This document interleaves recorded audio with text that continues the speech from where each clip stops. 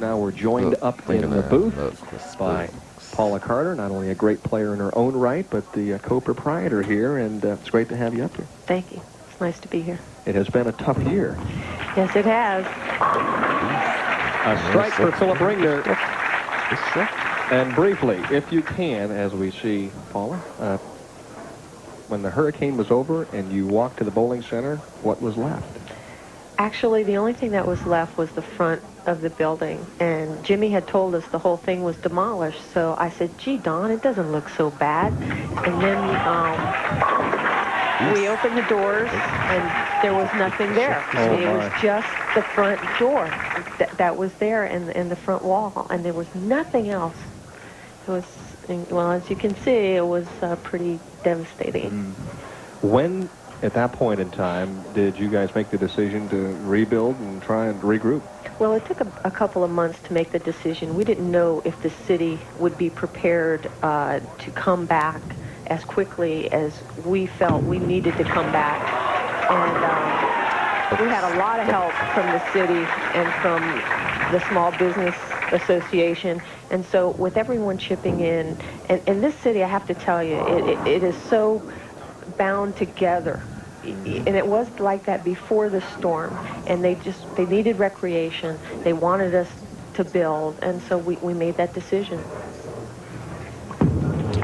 Phil Ringener trying to maintain pace, and he does. So this one starts, Mike, much the same that match number one started, with plenty of strikes. And I find it so interesting. You know, here you have two veteran players, guys that have been out here a long time, neither one of them with a national title.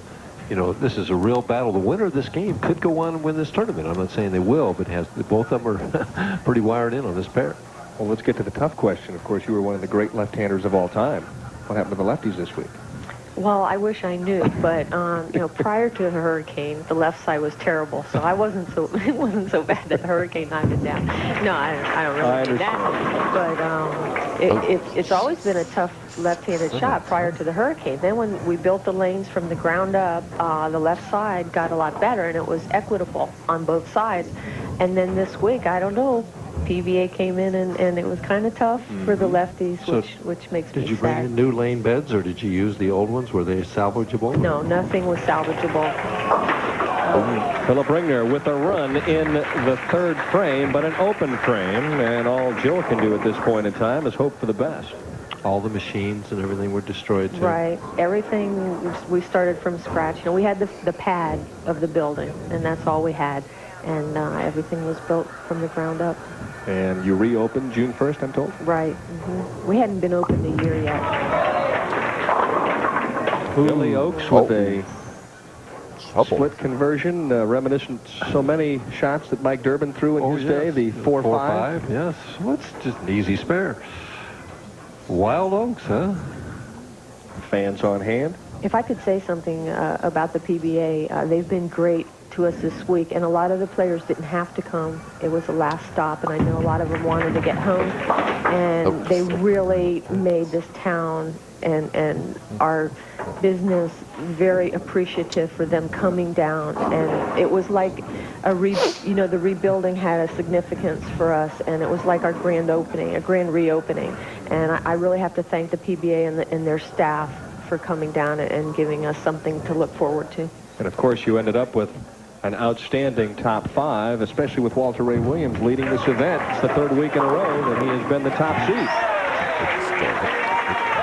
Billy Oakes trips out the 4, and it's a one-pin match. One other question. Is there room for league play? Can we solicit some open bowling for this bowling center for all the fans in Homestead and South Florida? Oh, we sure can. We were full coming before the hurricane. We had a full league schedule, and because we lost 30% of the population, we're not full for this coming year. So we would welcome anyone. Denny, if you want to fly in once a week. Mike, yeah, right. Do you have any doubles leagues? Sure. When? What, Mike? We got to schedule this. I'm trying to fill my own leagues up. We'll extend the same invitation if you want to come up to Riviera like it's in Akron. Right. Home and home. Yeah. Home and home, right. Yeah. Well, a quick picture there. Wow, that was a flashback. I was about 18 then. Here's Phillips' first shot where he blows the 5 right in front of the 7. The ball deflected, barely get the 5. Still could have struck. Money in the Bank time. Cody Rhodes is climbing the ladder. He's actually done it! The Money in the Bank case is mine! Wait a second. He's cashing in. And we have a new champion. WWE Money in the Bank kickout ring. Figures sold separately. Christy. I think I found my thing. You're ready, honey. Missed this lane for the first time, and now misses it again and leaves the 3, 6, 9, 10. Otherwise known as the dreaded Durbin. The DD, huh? But see, for Paula, this would have been an easy spare for a left-handed. Well, I don't think I've left that before. You've never left a Durbin? Well, on the other side, I have. Okay. Switches balls. Ooh, what a nice break. Wow. That was the 6 pin that came back off the 9, I believe. Watch it. The ball hits the 3 high. There's the 6. No, that was the 9 pin that came back out of the pit and got the 10. Phillips says, I'll take whatever I can get. Billy Oaks back up, working on a strike. A double here puts him back by 15.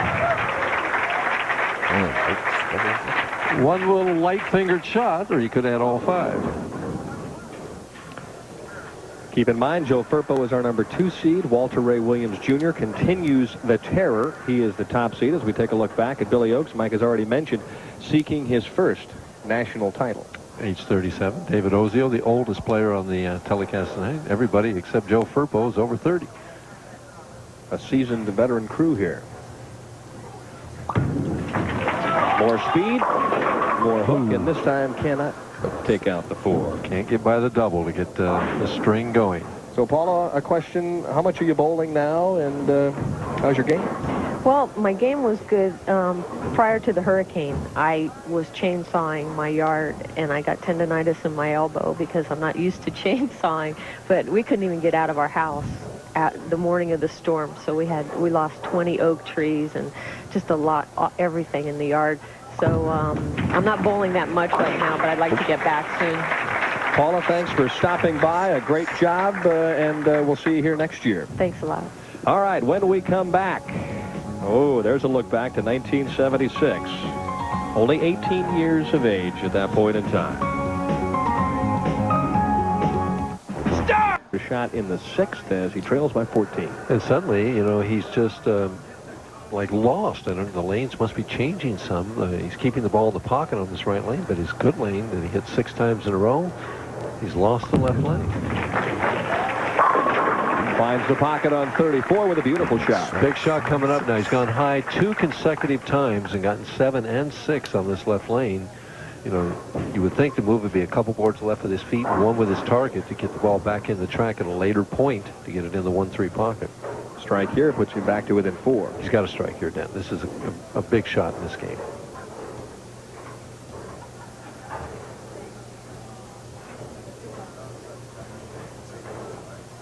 A little extra time there, concentration. It looked like he moved a little deeper, and guess what? Left with the same exact Durbin that he had the last trip. Well, he's just, he's trying to do it with speed. He needs to give the ball a little bit more room. It's hooking early on him now, and he made some kind of adjustment then, and it still went high, but he yanked on that ball at the end. We watch him, it looks like he comes over the top to me and tries to steer it in there. See that arm kind of flying, real quick follow through up there. He didn't stay with the shot. Good day with that. Yeah, he had an opportunity to shoot that spare before, so he knew how the lane was going to react, and he converts it for the 2nd consecutive time, but doesn't take advantage of that strike in the 6th. 14 pins behind Billy Oaks, wired in on both lanes, though. Billy goes even straighter than Phillip, which tonight could be a tremendous asset. Yeah, well, these reactive urethanes have been a real boon to him because, you know, it gives him a little bit more finish. He throws so hard. Oops. Too much finish as the 3-pin stands.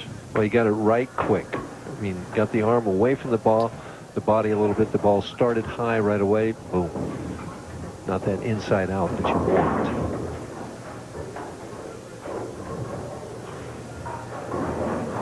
Good break. Right to the heart of the pins and gets 9. At the 3 pins should be no problem. 13 pins with 3 frames to go. Billy's biggest fans, his wife Patty and his 2 children, Lauren and Nicholas, watching in Lawton, Oklahoma. 1 PBA regional title, no national stops yet to his credit, and that's what he's trying to do. Win on the national tour. Yeah, well, both these guys are journeyman players that have been around for years, and they made a living out here, but never really raised it to that next level. See the difference between that one? Had that one in started out, and the ball finished late. He gets to finish on that lane. I mean, he's not a stylish bowler. He does it with speed and strength of upper body, but he trusted that one all the way. Philip, getting down to the end of this game, has to start performing. In the 8th, trying to get something started. And all of a sudden, the right-hand lane seems to be the better of the 2. Especially for Philip right at this point in time. He's got to figure something out. He's looking down, counting the boards. What do I do? Why would you use a little more loft at the leg? It's not part of his game? It is part of his game. But he's trying to do it with speed, then. He may try with more loft. I think he's going to move further left.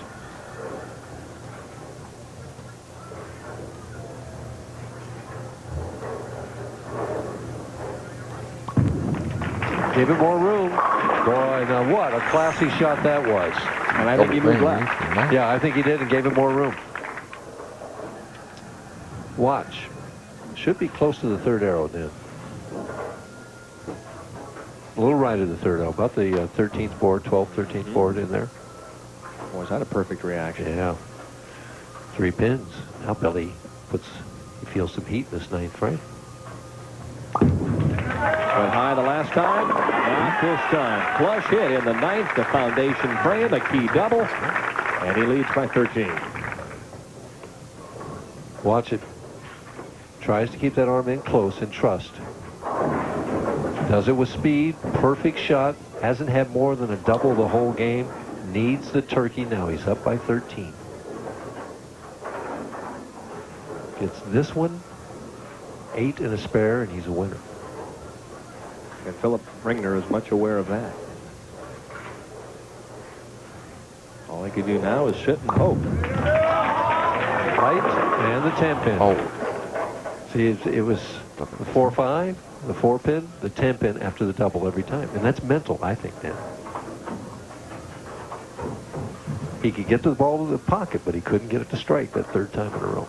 Spare and a strike gives him 213. Right. But now Philip can win the game on a lane that he's been killing the whole game. And as a pro, that's all you ask for. Yeah, a chance. Now he can't get careless here. He's got to convert the spare. He does. You always want that opportunity in your hand, and now it's out of his hand. Very professional game in terms of throwing shots and hitting the pocket. Yeah, he missed it once. He got 9 in spare that time. His only open was a light fingered shot in the 3rd frame with a 4-5.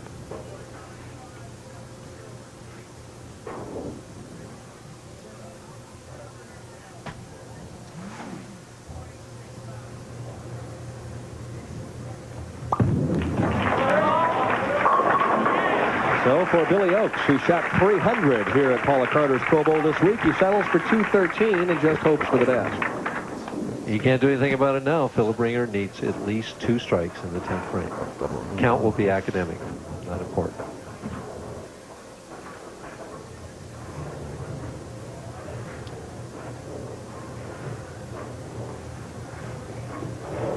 Very little time. It's there. Oh, the solid 10. Can't throw it any better than that. And another opportunity for Philip Ringener. Goes down by the wayside. And you saw the reaction of Billy Oakes after the solid 10. Perfect shot here. This is almost reminiscent of what we saw a week ago in Mechanicsburg with some classic clutch shots that just ended up in taps. Yeah. Solid 8, solid 10. Right in the pocket. There you see the disgust, and as a professional player, there's nothing you can do but throw it in there and hope it strikes. Phil Ringener with a fourth-place finish. Obviously disappointed, and you can see Billy Oates sympathizing with him and knowing what a great shot he threw.